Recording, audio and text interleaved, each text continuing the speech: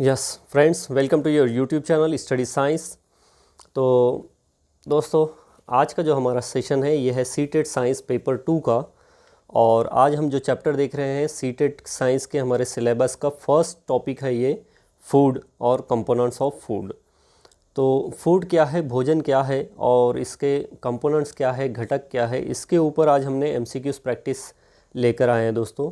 बहुत important session है दोस्तों। और इसके ऊपर या फिर इसके अंदर अलग अलग जो कंपोनेंट्स आते हैं जैसे विटामिन्स है, फाइबर्स है, प्रोटीन है, कार्बोहाइड्रेट है, इसके ऊपर आपको एक क्वेश्चन देखने को मिलता है 1 मार्क्स के लिए सीटेट साइंस के टॉपिक, सीटेट साइंस के पेपर के अंदर। तो चलिए बढ़ते हैं हम अपने आज के प्रैक्टिस की तरफ और देखते हैं हमारा आज का सेशन जो कि बहुत ही इम्पॉर्टेंट होने वाला है दोस्तों। तो आज का हमारा फर्स्ट क्वेश्चन है एमसीक्यू का, वो है विच of the following is a macronutrients. निम्नलिखित में से कौन सा एक मैक्रोन्यूट्रिएंट्स है। मैक्रोन्यूट्रिएंट्स और माइक्रोन्यूट्रिएंट्स क्या है पहले ये समझिएगा दोस्तों। देखिए, न्यूट्रिएंट्स जो होते हैं क्या कहेंगे उसे, आपके न्यूट्रिएंट्स किसे कहते हैं पहले तो ये समझिए, जिसे हम पोषक तत्व कहते हैं। तो न्यूट्रिएंट्स जो होते हैं ये 2 टाइप के होते हैं, 2 प्रकार के होते हैं। एक होता है माइक्रो, MICRO माइक्रो, और एक होता है मैक्रो जो कि यहाँ पर आपको दिख रहा है मैक्रो, MACRO मैक्रो। यानी कि मैक्रो न्यूट्रिएंट्स में जो आते हैं दोस्तों ये जो हम ज़्यादा मात्रा में, जिसे हम लार्ज अमाउंट में हम यूज़ करते हैं या फिर एनिमल्स यूज़ करते हैं, जानवर यूज़ करते हैं, तो वो होते हैं मैक्रो न्यूट्रिएंट्स। और माइक्रो हम उसे कहेंगे दोस्तों जो हम स्मॉल क्वांटिटी में, स्मॉल अमाउंट में हम जिसे यूज़ करते हैं या फिर स्मॉल क्वांटिटी में जिसे जानवर यूज़ करते हैं। तो माइक्रो और माइक्रो का फ़र्क तो आपको समझ में आ गया है। तब यहाँ पर आपको क्वेश्चन में बताना है कि विच of the following is a macro nutrients. 4 option दिए गए हैं। ऑप्शन ए है आयरन, ऑप्शन बी है विटामिन सी, ऑप्शन सी है प्रोटीन और ऑप्शन डी है विटामिन ए। तो देखिए, आयरन की अगर हम बात करेंगे दोस्तों तो आयरन हमारे ब्लड के अंदर पाया जाता है। हमारा जो रक्त होता है, हमारे रक्त के अंदर आयरन होता है।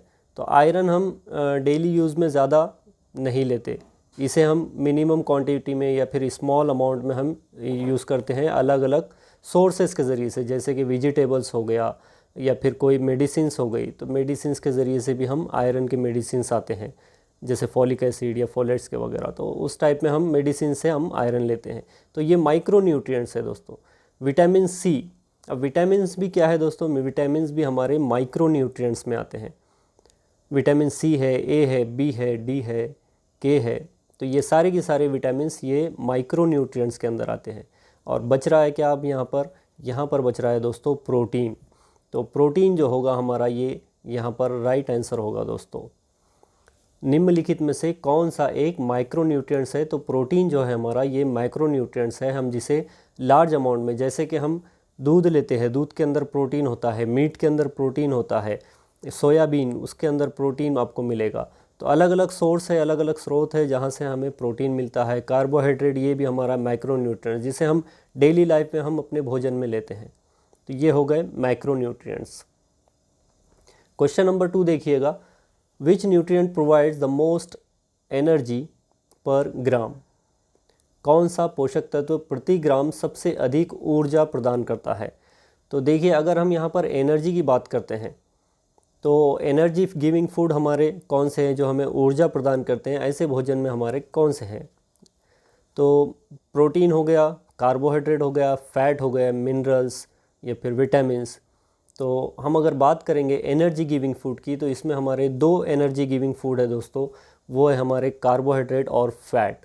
लेकिन यहाँ पर हमें क्या पूछ रहा है क्वेश्चन में कि कौन सा पोषक तत्व प्रति ग्राम सबसे अधिक ऊर्जा देता है। कार्बोहाइड्रेट भी हमें एनर्जी दे रहा है और फैट भी हमें एनर्जी दे रहा है। तो यहाँ पर अगर प्रोटीन की हम बात करेंगे तो ये तो कट हो जाएगा और फाइबर भी कट हो जाएगा। यहाँ पर बचे हमारे 2 ऑप्शन, कार्बोहाइड्रेट और फैट, ये दोनों की दोनों हमें एनर्जी देते हैं, क्या ऊर्जा प्रदान करते हैं। लेकिन अगर हम प्रति ग्राम, अगर हम क्वांटिटी के हिसाब से अगर हम इसे देखेंगे तो अगर हम 1 ग्राम कार्बोहाइड्रेट लेते हैं और सेम क्वांटिटी में 1 ग्राम अगर हम फैट लेते हैं तो हमें सबसे ज़्यादा जो एनर्जी मिलती है दोस्तों वो मिलती है फैट से, वो मिलती है वसा से, यानी कि चर्बी से। क्योंकि फ़ैट के अंदर बहुत ज़्यादा मात्रा में एनर्जी पाई जाती है। As compare to carbohydrate. चलिएगा क्वेश्चन नंबर 3 देखिए, which nutrient category includes sugars, starches and dietary fibres. किस पोषक तत्व श्रेणी में शर्करा, स्टार्च और आहार फाइबर शामिल है। यहाँ पर आपको 4 ऑप्शन दिए गए हैं, protein, carbohydrate, fats, vitamins. Question को अच्छे से देखिएगा, फिर से एक बार पढ़ते हैं। विच nutrient category includes sugars, starches and dietary fibres, यानी कि किस पोषक तत्व श्रेणी में शर्करा, स्टार्च और आहार फाइबर शामिल है। तो अगर हम कैटेगरी वाइज अगर हम बात करते हैं दोस्तों यहाँ पर, तो देखिए प्रोटीन, कार्बोहाइड्रेट, फैट, ये तो हमारे माइक्रो न्यूट्रिएंट्स हो गए, लेकिन विटामिन्स की अगर हम बात करेंगे तो ये माइक्रो न्यूट्रिएंट्स है। और जब हम एनर्जी न्यूट्रिएंट्स की बात करते हैं कैटेगरी वाइज, तो हमें शुगर, स्टार्च और डाइटरी फाइबर, ये तीनों की तीनों हमें ये मिलेंगे हमारे कार्बोहाइड्रेट से दोस्तों, ये हमें मिलते हैं कार्बोहाइड्रेट से। Question number 4, which nutrient is primarily responsible for repairing and building tissues in the body. कौन सा पोषक तत्व शरीर में ऊतकों की मरम्मत और निर्माण के लिए मुख्य रूप से जिम्मेदार है। देखिए फैट क्या है हमारा, ऑप्शन ए अगर यहाँ पर दे रहा है फैट यानी वसा, तो ये हमारा एनर्जी गिविंग फूड है जो हमें ऊर्जा प्रदान करता है। कार्बोहाइड्रेट ये भी हमारा एनर्जी गिविंग फूड है। फाइबर की अगर हम बात करेंगे तो फाइबर्स हमें हमारे डाइजेस्टिव हेल्थ को, हमारे जो पाचन तंत्र के हमारा जो उसका सिस्टम होता है तो उसको प्रमोट करने के लिए ये काम करता है फाइबर्स, या फिर हम इसे रफेज भी कहते हैं। लेकिन प्रोटीन जो है दोस्तों, ये हमारे टिश्यूज़ की या फिर ये हमारे मसल्स को रिपेयर करने के लिए, उसे बिल्ड करने के लिए मुख्य रूप से ये जिम्मेदार होता है। तो यहाँ पर इसका राइट आंसर जो रहेगा दोस्तों, वो रहेगा हमारे प्रोटीन। मसल्स बिल्डिंग का या फिर मसल्स रिपेयर करने का जो काम करता है वो प्रोटीन करता है। आपने देखा होगा कि जिम में जो बॉडी बिल्डिंग जो लोग करते हैं तो वो लोग प्रोटीन यूज़ करते हैं, क्योंकि उन्हें बहुत ज़्यादा ज़रूरत होती है इस चीज़ की। तो यहाँ पर राइट आंसर जो रहेगा दोस्तों वो रहेगा protein. Which nutrient is primary responsible for repairing and building tissues in the body, तो प्रोटीन वहाँ पर उसका राइट आंसर रहेगा। क्वेश्चन नंबर 5 देखिए, which nutrient category is essential for absorption of fat soluble vitamins. वसा में घुलनशील विटामिन के अवशोषण के लिए कौन सा पोषक तत्व आवश्यक है। विच nutrient category is essential for the absorption of fat soluble vitamins. तो देखिए हम विटामिन्स की अगर हम बात करते हैं दोस्तों, तो विटामिन्स 2 टाइप के होते हैं। एक होता है आपका वाटर सॉल्युबल विटामिन और दूसरा होता है आपका फैट सॉल्युबल विटामिन। जो फैट सॉल्युबल विटामिन जो होते हैं दोस्तों, इन्हें वसा की ज़रूरत होती है, फ़ैट की ज़रूरत होती है इन्हें घुलनशील होने के लिए, इन्हें घुलने के लिए, वहाँ पर इन्हें सॉल्युबल होने के लिए। और जो वाटर सॉल्युबल विटामिन होते हैं इन्हें पानी की ज़रूरत होती है, वाटर का रिक्वायरमेंट होता है वहाँ पर, इन्हें अपने आप को घुलनशील बनाने के लिए वहाँ पर। तो अगर हम यहाँ पर बात करते हैं विच nutrient category is essential for the absorption of fat soluble vitamin, तो फैट सॉल्युबल विटामिन की अगर हम बात कर रहे हैं तो यहाँ पर इसका आंसर भी होना चाहिए फैट, वसा। वसा में सॉल्युबल होने के लिए उसे वसा की ही ज़रूरत होती है, वसा में घुलनशील होने के लिए। क्वेश्चन नंबर 7 देखिए, what is the main function of dietary fat. आहार वसा का मुख्य कार्य क्या है। देखिए मेन फंक्शन कह रहा है डाइटरी फैट का। यहाँ पर ऑप्शन क्या दे रहा है, ऑप्शन ए है एनर्जी स्टोरेज, ऑप्शन बी है मसल बिल्डिंग, ऑप्शन सी है बोन स्ट्रेंथ और ऑप्शन डी है विटामिन प्रोडक्शन। अभी हमने थोड़ी देर पहले ही देखा था कि हमारे जो फैट का काम है, फैट का और कार्बोहाइड्रेट का काम क्या है, ये एनर्जी प्रोवाइड करना, एनर्जी को स्टोर करना और एनर्जी हमें प्रदान करना। तो यहाँ पर इसका जो राइट आंसर रहेगा दोस्तों वो रहेगा एनर्जी स्टोरेज, यानी कि ऊर्जा का भंडारण। जो हमारा फैट जो होता है इसके अंदर हमारी एनर्जी स्टोर होती है, और जब कभी हमें हम स्टमक में जो भी हमारा जो भोजन होता है सारा डाइजेस्ट हो जाता है, और जैसे हमारी बॉडी को किसी चीज़ की न्यूट्रिएंट की रिक्वायरमेंट होती है और हमें भूख लगती है, उस वक्त हमारे जो बॉडी के अंदर जो फैट होता है वहाँ से हमारे जो बॉडी के सेल्स होते हैं ये एनर्जी लेते हैं उस फैट से। तो यहाँ पर हम उसे कहते हैं कि डाइटरी फैट जो है हमारा ये एनर्जी स्टोरेज का वहाँ पर काम करता है। क्वेश्चन नंबर 7 देखिए, which vitamin is synthesized by the body when expose to sunlight. सूर्य के प्रकाश के संपर्क में आने पर शरीर द्वारा कौन सा विटामिन संश्लेषित होता है। क्या है, which vitamin is synthesized by the body when expose to sunlight. देखिए, सूरज की जो किरणें होती है जब हमारी बॉडी के ऊपर पड़ती है तो एक विटामिन ऐसा होता है जब वो सूरज की रोशनी की या फिर सूर्य की किरणों के संपर्क में आता है तभी वो विटामिन एक्टिव होता है और अपना काम अच्छे से कर पाता है। तो कौन सा विटामिन है? विटामिन ए की अगर हम बात करेंगे तो ये तो विटामिन ए हमारे विजन के लिए वगैरह काम आता है। विटामिन सी जो है स्कर्वी या फिर हमारे जो वुंड हीलिंग है उसके लिए काम में आएगा। लेकिन विटामिन डी जो है दोस्तों, विटामिन डी एक ऐसा विटामिन है जो कि हमें सूरज की किरणों के संपर्क में आने से एक्टिव होता है। तो यहाँ पर जो राइट आंसर रहेगा वो रहेगा vitamin D, option number C. Question number 8 देखिए, which nutrient is classified as water soluble vitamin. किस पोषक तत्व को पानी में घुलनशील के रूप में वर्गीकृत किया जाता है। तो देखिए, अगर वर्गीकृत करने की अगर हम बात करेंगे तो मैंने आपको स्टार्ट में ही कहा था, शायद दूसरा क्वेश्चन हमने देखा था विटामिन्स के लिए।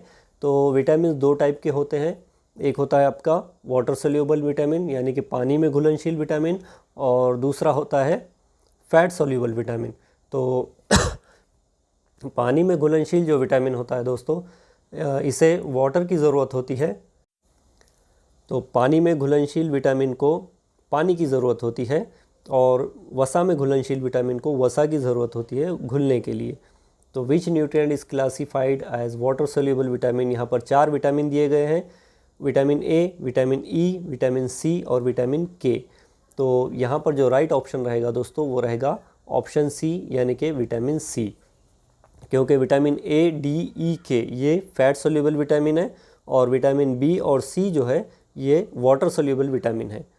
तो इसे आप ऐसे भी याद रख सकते हैं कि vitamin A, vitamin D, vitamin E और विटामिन के, यानी कि आप अगर इसे ऐसा उल्टा पढ़ेंगे आप तो क्या होता है कीड़ा, तो ये है फैट सोल्यूबल विटामिन, और बी सी जो है ये है आपके वाटर सोल्यूबल विटामिन। तो यहाँ पर ऑप्शन जो रहेगा वो रहेगा आपका विटामिन सी। चलिए बढ़ते हैं हम अपने नेक्स्ट क्वेश्चन की तरफ। क्वेश्चन नंबर 9 देखिए, what is the main function of dietary fibre, यानी आहारीय फाइबर का मुख्य कार्य क्या है। फाइबर या फिर आप डाइटरी फाइबर को रफेज भी कहते हैं दोस्तों, रेशा जिसे हम कहते हैं, तो आहारीय फाइबर को हम रेशा भी कह सकते हैं या फिर रफेज भी आपको कह सकते हैं, ऐसे भी आपको पूछा जा सकता है। तो इसका मेन फंक्शन क्या है डाइटरी फाइबर का। ऑप्शन है देखिए, प्रोवाइडिंग एनर्जी यानी ऊर्जा प्रदान करना, बी है रेगुलेटिंग ब्लड प्रेशर, रक्तचाप को नियंत्रित करना, सी है प्रोमोटिंग डाइजेस्टिव हेल्थ, पाचन स्वास्थ्य को बढ़ावा देना, और डी है इन्हेंसिंग मसल ग्रोथ। तो मैंने आपको स्टार्टिंग में भी बताया था दोस्तों कि डाइटरी फाइबर का जो काम होता है या फिर रफेज का जो काम होता है वो है आपका यहाँ पर पाचन स्वास्थ्य को बढ़ावा देना, यानी कि प्रोमोटिंग डाइजेस्टिव हेल्थ। जो हमारी डाइजेस्टिव हेल्थ होती है, जो हमारा पाचन तंत्र का जो सिस्टम होता है, तो उस सिस्टम को वो प्रमोट करता है, वो अच्छे से उसे हेल्दी बनाता है। तो ये है हमारे डाइटरी फाइबर का काम। क्वेश्चन नंबर 10 देखिएगा, which nutrient is commonly found in meat, poultry, fish and dairy products. कौन सा पोषक तत्व आमतौर पर मांस, पोल्ट्री, मछली और डेयरी उत्पादों में पाया जाता है। तो ऑप्शन इसके 4 दिए गए हैं। ऑप्शन ए है कार्बोहाइड्रेट, ऑप्शन बी है प्रोटीन, ऑप्शन सी है फाइबर और ऑप्शन डी है फैट। कार्बोहाइड्रेट, प्रोटीन, फाइबर और वसा। तो अगर हम यहाँ पर बात करेंगे कि कॉमनली पाया जाने वाला, यानी कि एक आम तौर से किसी भी फूड के अंदर कौन सा न्यूट्रिएंट अगर पाया जाता है, तो यहाँ पर देखिए फूड कौन सा दिया गया है, मीट है, पोल्ट्री है, फिश है और डेयरी प्रोडक्ट है। तो इन चारों के अंदर आपको एक कंपोनेंट ऐसा दिखेगा आपको जो यहाँ पर चारों के अंदर पाया जाता है, और वो है दोस्तों प्रोटीन। प्रोटीन हर एक में पाया जाता है, यानी यहाँ पर क्वेश्चन में जो 4 प्रोडक्ट, जो 4 सब मटेरियल दिए गए हैं, जो 4 आइटम दिए गए हैं यहाँ पर, तो उन चारों के अंदर आपको प्रोटीन कॉमन नज़र आएगा। चलिएगा क्वेश्चन नंबर 11 देखिए, which nutrient is important for maintaining healthy skin and hair. Healthy skin और हेयर की अगर हम बात करेंगे दोस्तों, त्वचा और बालों को स्वस्थ बनाए रखने के लिए या स्वस्थ बनाए रखने के लिए कौन सा पोषक तत्व महत्वपूर्ण है? ऑप्शन ए है कार्बोहाइड्रेट, बी है प्रोटीन, सी है फैट्स और डी है एंटीऑक्सीडेंट। तो अगर त्वचा और बालों की हम बात करते हैं दोस्तों, त्वचा को और बालों को स्वस्थ रखने के लिए हमें प्रोटीन की बहुत ज़्यादा रिक्वायरमेंट होती है, प्रोटीन की बहुत ज़्यादा ज़रूरत होती है। तो प्रोटीन एक ऐसा आहार, एक ऐसा इम्पॉर्टेंट न्यूट्रिएंट है जो हमारे स्किन के लिए भी इम्पॉर्टेंट है और जो हमारे बालों के लिए भी ज़रूरी है।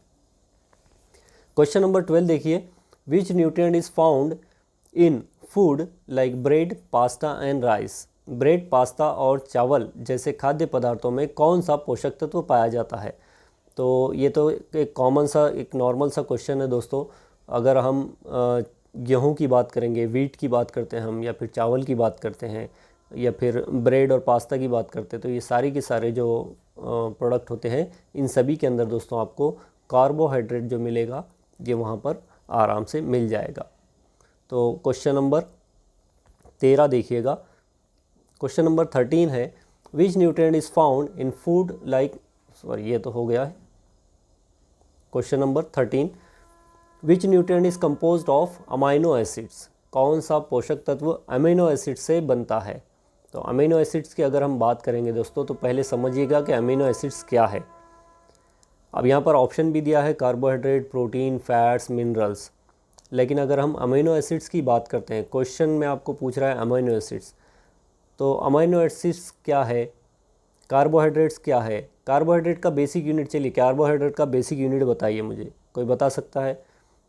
कार्बोहाइड्रेट का बेसिक यूनिट है दोस्तों ग्लूकोज। कार्बोहाइड्रेट जब ब्रेक डाउन होता है तो वो ग्लूकोज में उसके अलग अलग टुकड़े होते हैं, ग्लूकोज बनता है। और इसी तरह से जब प्रोटीन अलग होता है तो वहाँ पर हमें अमीनो एसिड मिलता है। और जब फैट अलग होता है, फैट ब्रेक डाउन होता है, तो हमें फैटी एसिड्स मिलते हैं। और मिनरल्स ये एक टाइप का साल्ट है। तो यहाँ पर अगर हम इस क्वेश्चन की बात करेंगे दोस्तों, तो which nutrient is composed of amino acids, यानी कौन सा पोषक तत्व अमीनो एसिड से बना है? तो इसका राइट जो आंसर रहेगा दोस्तों वो रहेगा प्रोटीन।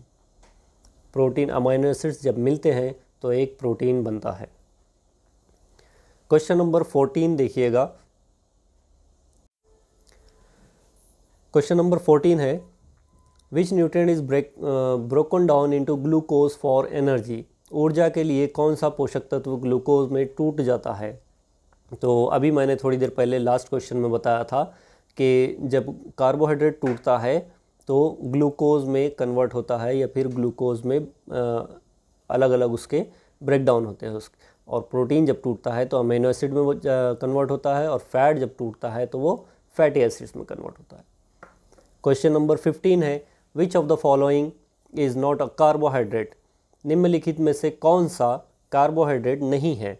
तो कार्बोहाइड्रेट कौन सा नहीं है आपको यहाँ पर ये बताना है। देखिए 4 ऑप्शन दिए गए, चारों में से 3 कार्बोहाइड्रेट है यहाँ पर, और एक ऑप्शन ऐसा है जो कार्बोहाइड्रेट नहीं है। तो ऑप्शन है ग्लूकोज, बी है फैटी एसिड्स, सी है स्टार्च और डी है सेल्यूलोज। तो अगर हम यहाँ पर बात करेंगे दोस्तों, तो ग्लूकोज क्या है? ग्लूकोज कार्बोहाइड्रेट का बेसिक यूनिट है, मैंने अभी आपको कहा था।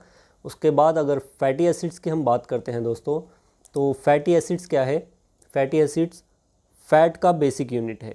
यहाँ पर हमें क्या पूछ रहा है, विच of the following is not a carbohydrate. Carbohydrate कौन सा नहीं है? तो कार्बोहाइड्रेट तो यही नहीं रहेगा ना, फैटी एसिड, क्योंकि ये फैट का है। और स्टार्च जो है ये एक टाइप का कार्बोहाइड्रेट ही है, और सेल्यूलोज भी एक टाइप का कार्बोहाइड्रेट है जो कि प्लांट के सेल वॉल में हमें मिलता है दोस्तों। तो राइट ऑप्शन क्या रहेगा इसका? Fatty acid.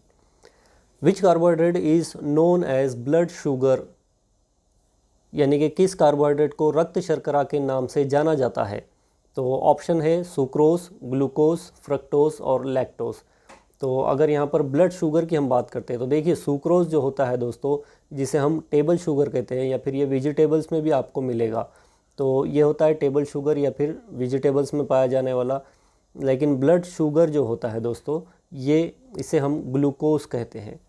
या फिर जब हम बीमार होते हैं तो वहाँ पर भी जाकर हम जो लेते हैं ग्लूकोज या फिर आईवी जिसे कहते हैं, तो वो ग्लूकोज होता है जो हमारे ब्लड शुगर लेवल को मेंटेन करता है। फ्रक्टोज जो होता है दोस्तों ये फ्रूट्स के अंदर मिलेगा आपको। लैक्टोज जो होता है ये आपको मिल्क के अंदर मिलेगा। तो ग्लूकोज इसका यहाँ पर राइट आंसर रहेगा। क्वेश्चन नंबर 17 देखिएगा, cellulose is a type of carbohydrate found in, यानी कि सेल्यूलोज एक प्रकार का कार्बोहाइड्रेट है जो पाया जाता है। कहाँ पर पाया जाता है सेल्यूलोज दोस्तों?